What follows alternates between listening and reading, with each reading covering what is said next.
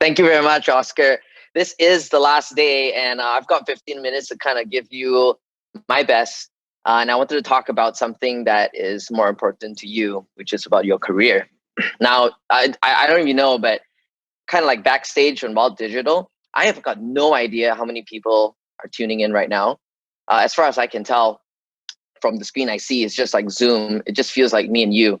So I'm going to be a busybody auntie and ask you about your career, if that's cool. So why talk about this? Well, good chance.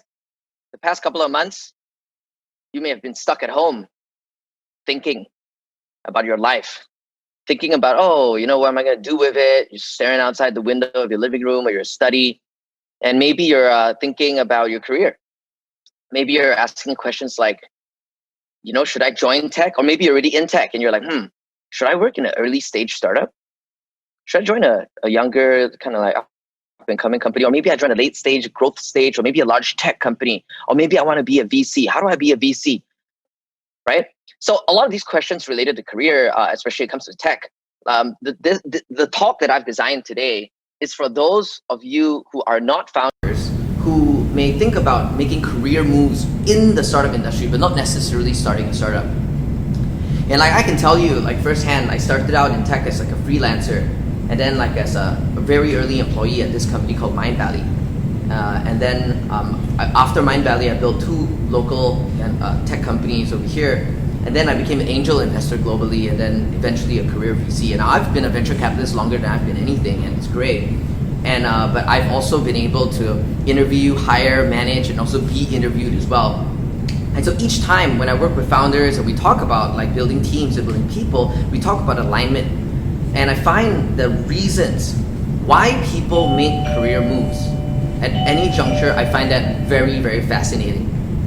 So along the way, these observations, I've kind of condensed it into a little framework for you to make better decisions for your career.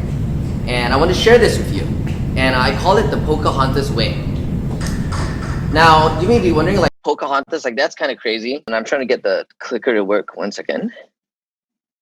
Hey, Wild Digital team, I just can't move the slides. But it's okay, I'll keep talking. So what is the Pocahontas way? There we go. It's back on.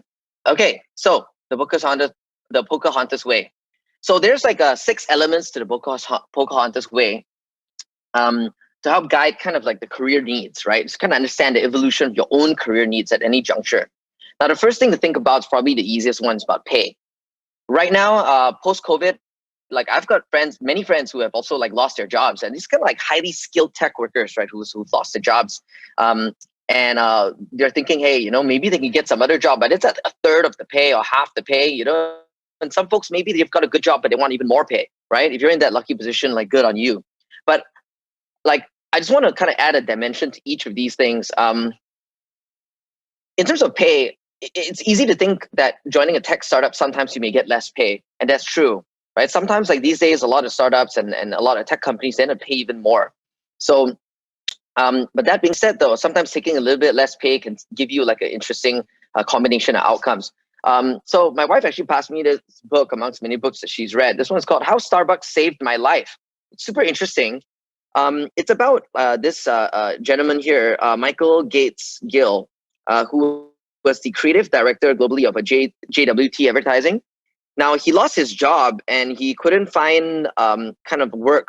So he actually, because he was like a little bit older, so what he did was he took a job at Starbucks and he was cleaning out garbage and serving coffee. And he felt that really helped him reclaim like a sense of self. And he became a very, very fulfilled person working at Starbucks. Kind of like a radical story, but just something to think about, right? As you think about pay and maybe shifting careers and taking something less pay. Now, I'm going to move on pretty quickly, like to the second one, which is the project.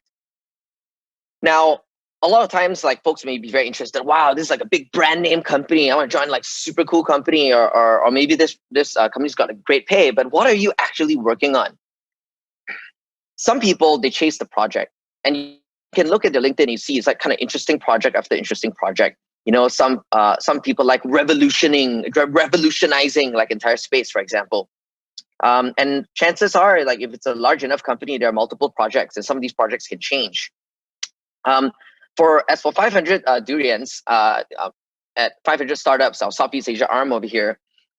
Recently, we've been on a hiring spree for 7 positions. It's a very large hiring spree considering our team size is less than 20 people, and we made it very clear in our hiring copy on our page that to focus on how difficult work the project really is. I mean, we're trying to invest in another 100 companies, and we want to select them very well, and we want to serve them the best we can. And so that's a lot of hard work and how the machine comes together. So we spend like 80% of the copy talking about the project itself. Now, the reason why we do this is because we don't want people to join 500 because of the brand or the company or anything else. We wanted people who actually really, really love the actual work. So this is kind of like, again, on the project, some people, they gravitate more to project. Maybe you care about projects and pay. Some people pay more projects. So, hey, we're going to go to the third one, which is the people. I have a good friend of mine who was early in the growth team at Facebook, who brought the Facebook to 1 billion users. And they worked directly with Mark Zuckerberg and all that. And they had like this really tight crew, you know, the legend of the growth team, right? The growth PMs at Facebook. And through time, like post Facebook, like he found himself working with the same group of folks over and over again, you know, because they were like the Ocean's 11, you know, they were like a team, you know. And so I think that he gravitated more to working with people time and time again. And I think some of you may relate to this. Now, the fourth one in the Pocahontas way is purpose. So purpose is it's different from projects, because you may be excited about a project for any given reason, but purpose is different. You don't care about a project. You just want to like solve for say child education, right? Maybe, or you care about poverty, or maybe you care about like diversity. You know, there's certain things, certain kind of like purpose that you find a lot of meaning in, and you're willing to do any project, and you're willing to find the people, work with any kind of person, you know, to kind of get the job done, because like ultimately there's a purpose that you want to fulfill.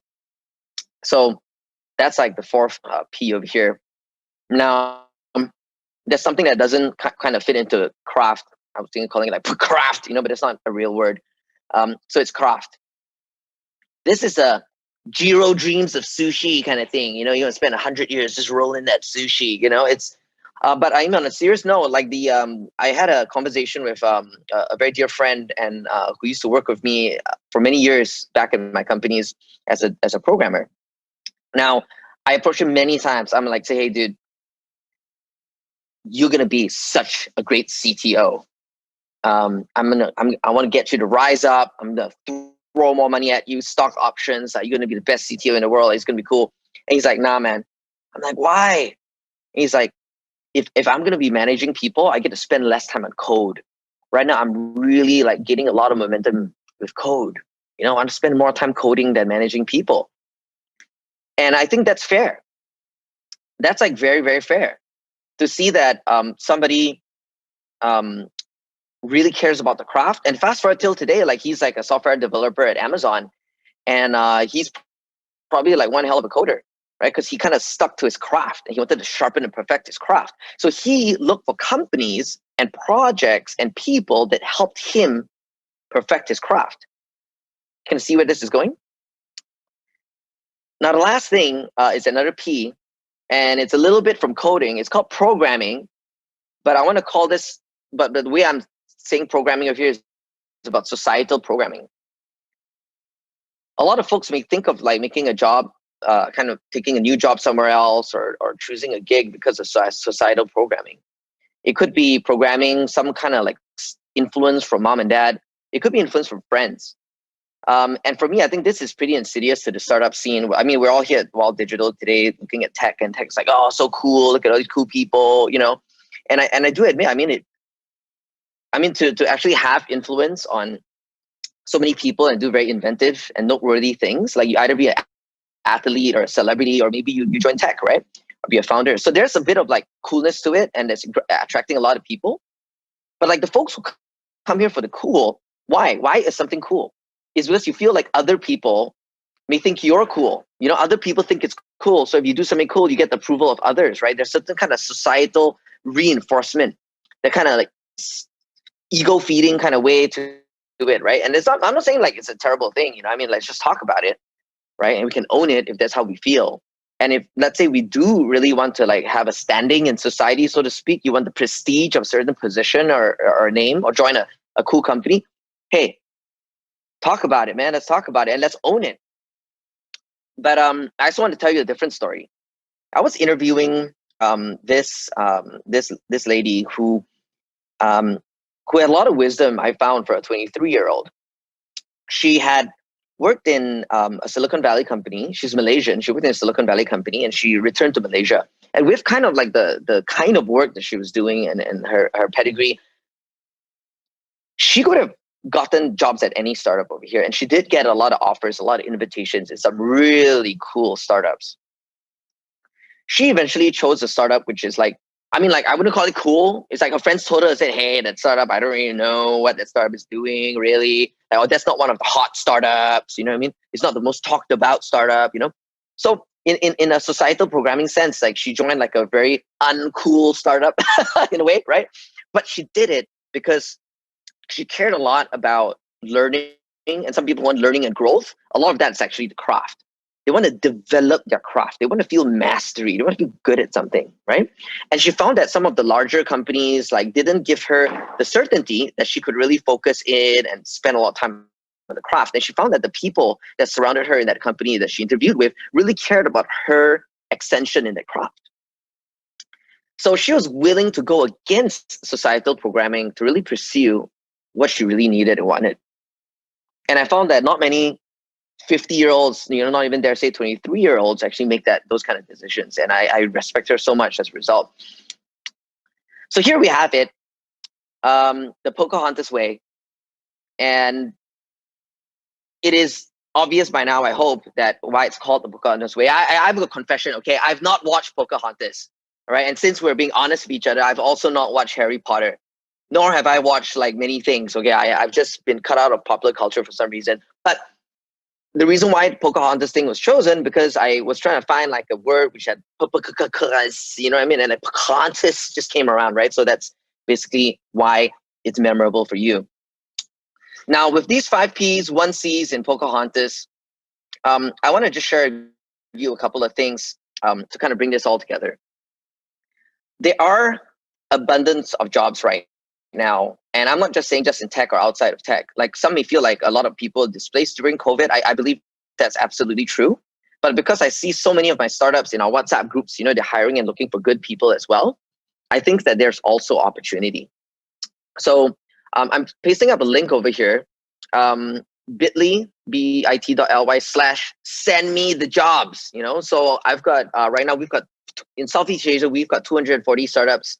We've seed invested in quite a few of them. Some of them are very large, right? Some of them are like Grab or Carousel or Bukalapak, like big unicorns. Some of them are like Series A, B, and C kind of companies. So, and a lot of them really are hiring. They're looking for really good people. So if you go to bit.ly/send me the jobs, like, you can go and check out some. I mean, you just give us your. I mean, you just fill in that form, and then we'll see if something fits you. We're also creating like a bit of a job board of sorts for our startups, and you know, so you'll be alerted if you kind of check that out. The next one is 500drens.co/openings. If you check that out, we are hiring for 7 positions. 2 positions are kind of closing out soon. We've got some positions in Singapore as well as Malaysia, and so we've got, and depending on what's important to you, pay, the projects, the people, the purpose, the craft, you know, or whether there's some kind of societal program that's influencing you, that's cool too. You know, let's talk about it. Now, I'm just about done with 1 minute left on the clock. I want to share like an observation of when, like one insight on when people make a jump to make a bold career decision, right? My observation is people make the jump when they've got a sweet spot of safety and excitement.